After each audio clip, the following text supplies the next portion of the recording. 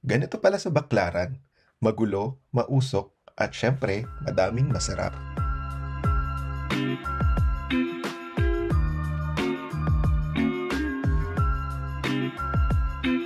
Welcome to Baklaran, a lively district in the heart of Parañaque, Metro Manila.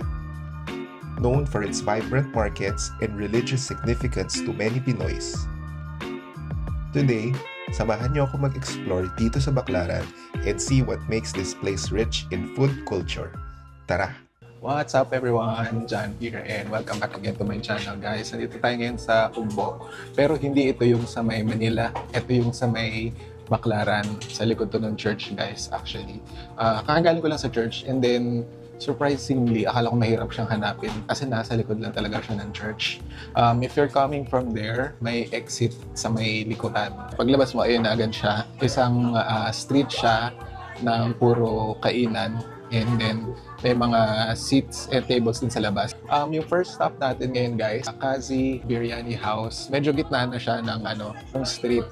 And meron siyang dine-in sa loob. Medyo tong punta natin ngayon. It's 2:30, kaya wala masyadong tao, which is good. At least, di masyadong siksikan at saka, ayun. Presko naman kahit 2:30 kasi medyo cloudy ngayon. So, ayun, kain natin yung pagkain. So, dumating na yung natin, mutton biryani. Medyo maingay lang. Medyo maingay lang, guys, ha. Sige, tapat ko na yung mic dito. May nagkakaraoke. Okay, let's eat.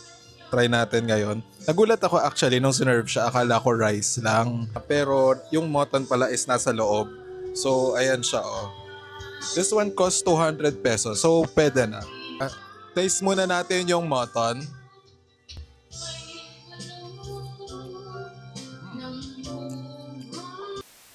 Okay. Sorry guys. Kailangan lang natin palagpasan. Meron palang walk-in karaoke dito. Well, nangihingi sila. Ayun guys. Unang kagat ko, sobrang lambot ng mutton guys. Naalala ko yung mga, alam mo yun? Sobrang lambot, parang kaldereta. Matanggal pinakuluan. For me, hindi lang siya ganun kalasa. Parang hindi masyadong mas spice yung lasa niya, mga Indian spices, ganyan. Nalasahan ko yung beef, yung lasa ng karne. So try natin with so sabi, daw to, yogurt sauce, garlic. Better. Hindi siya as authentic yung lasa sa akin from our previous Indian na kinain. Lagyan natin ng konti ng kalamansi para magka-citrus siya. Pero yung mutton niya, masarap guys. Tapos maanghang siya. Grabe ang anghang niya guys. Try naman natin this red sauce. Ito daw yung chili. So, pero hindi ko alam kung kailan pala itong chili nito kasi maanghang na.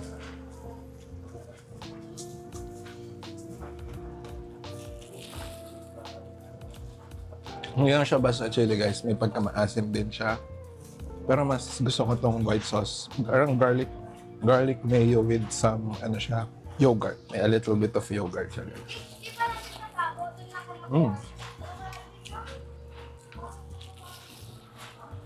Yummy po, biryani. Good. Good? Yes. Spicy? Spicy, but good spicy. Yes. Yeah. Ito po. And chili sauce, garlic, chili, Garlic. and pani puri. Panipuri sauce. Maasim, Yeah, yes. vinegar. Tamarind. Tamar. Tamarind, yes. Okay. And chili sauce mix and eat. Okay, thank you so much. How you say thank you, Indian? Indian na Bangladesh po. Bangladesh, sorry. Doon ba? Doon na ba? Okay. Ayan guys, namatay yung next food natin. Panipuri. So guys, parang iba yung nito, iba yung setup ng panipuri nila dito. Ito na yung sauce niya, nakalagay siya sa squeeze bottle. Tapos yung loob ng panipuri, na siya, pre-mix na siya. Ayan, nasa loob na yung mga dapat mong ilagay. Which is for me, siguro, mas madali siya. Yung katulad na assemble. Pero for the experience sana, di ba? Pero okay na din to para sa mga tamad. So, lalagay mo yung dito. Try natin. Laki pala na nakuha. Okay. May iklog siya, guys. Iklog ba yun? Surprisingly,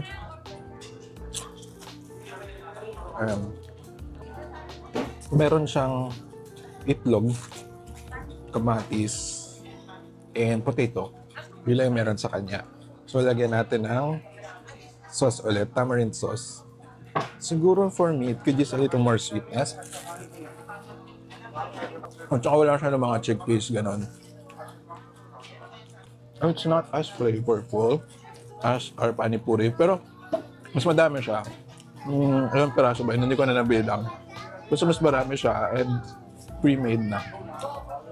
It's good. It's good a little more of, parang mga curly spices doon sa pinakapatatas. Pero okay naman. Hindi siya nakakaumay.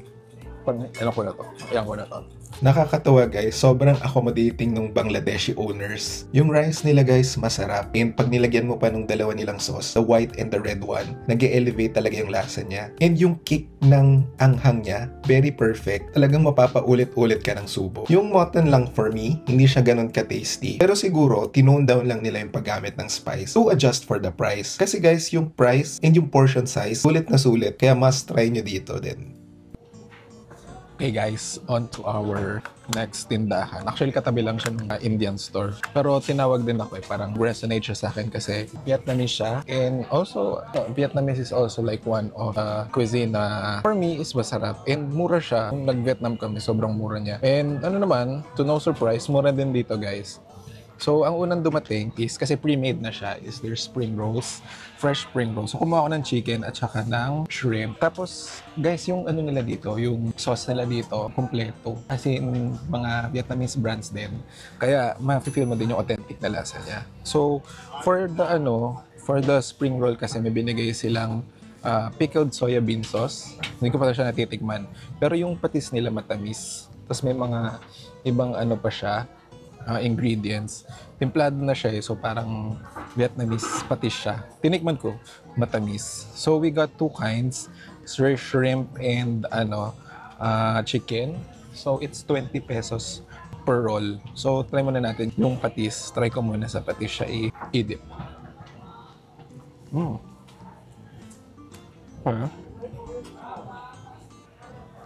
More on noodles lang siya guys.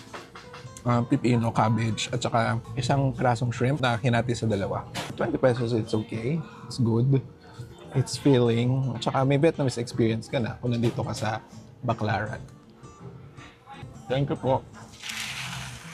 Tinikman ko guys yung soybean sauce. Hindi ko ma-point kung ano yung lasa niya. Para siyang maasim na savory na oyster sauce. Tubukan ko na yun lang. Hindi ko rin mababasa yung ingredients niya. Pero masarap. Sarap siya. Parang siyang suka na thick na matamis. Which is bagay dito kasi ito medyo very gulay yung lasa niya. Trying now the chicken. Yung chicken niya guys, parang templado. Parang mala pastel style. Unlike dun sa nakasanayin ko na spring rolls, parang more on maputi. Ito kasi templado siya. So parang feeling ko ginisa. Actually, nagpasarap sa kanya yung sauce. For me. Yung chicken na dun yung texture. Pero yung lasa, I'm not sure. Very, very faint lang. Mas malalasahan mo yung mga gulay, yung cabbage. And parang asap ng mag-chewiness nung nung rice paper. Sarap. It's good. Good. Hey! Okay guys, doon naman tayo sa isa kong in-order. Banh mi. Actually, sobrang sulit niya for 99 pesos. May isang buong sandwich ka na. Pwede mo rin orderin yung half for 49 pesos. Pero ito, buo na rin kinuha ko para may take-out pa tayo. Diba? So I'll just get the smaller one. Yung chicken niya, parang same doon sa spring roll. Kaya tingnan natin. Try natin siyang buksan. So may chicken siya, may laman ng chicken, tapos parang chicken pate, parang liver spread. Tapos meron din siya nung sauce, itong sauce na to. Try natin.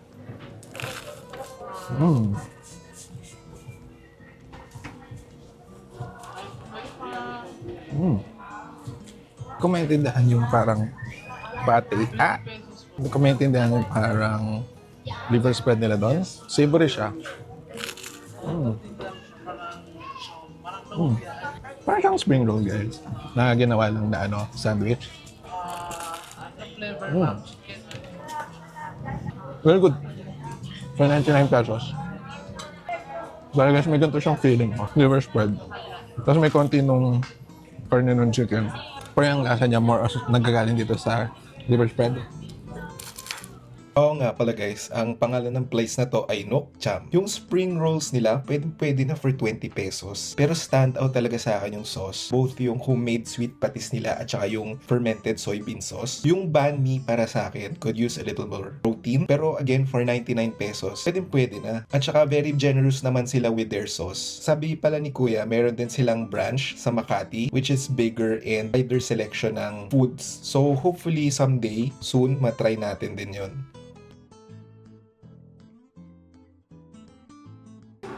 Ayun guys, now here sa Lydia's Lechon. I think it's one of the most OG na restaurant dito sa Baclaran, near the church.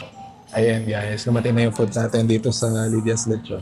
So, ang binili ko lang is of course their lechon, tapos lumpiang sariwa. Kasi parang ang sarap niya.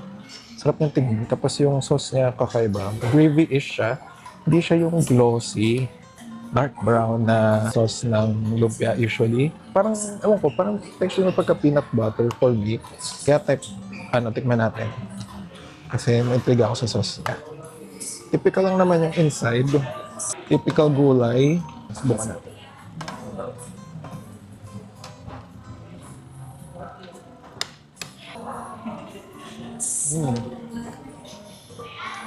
Tama ko. Ang pagka peanut butter siya. Malapit na siya sa kare-kare sauce, guys. Wala lang nung achal na color orange. And ewan ko, parang kakaiba siya. Kasi usually, di ba, parang kumakain ako ng lumpiang sariwa. More on the parang manong sauce na brown sauce na Sprite. Tamis lang. Pero ito may halo siyang peanut butter. Ito, typical lang. Ground meat siya, guys. Parang feeling ko chicken siya. Sarap. Visual ba sa inyo, guys, yung kung sa lumpiang sariwa, peanut butter yung sauce. Gusto sa akin hindi talaga. Tapos yung wrapper niya, may kakapalan. Very good. Yes guys, trying their lechon. Ano mo for 400 plus pesos? Okay na rin siya. Perfect naman yung ratio ng balat sa laman. Siyempre, tatoy natin yung burgers. Tapos yung sauce nila dito very dark.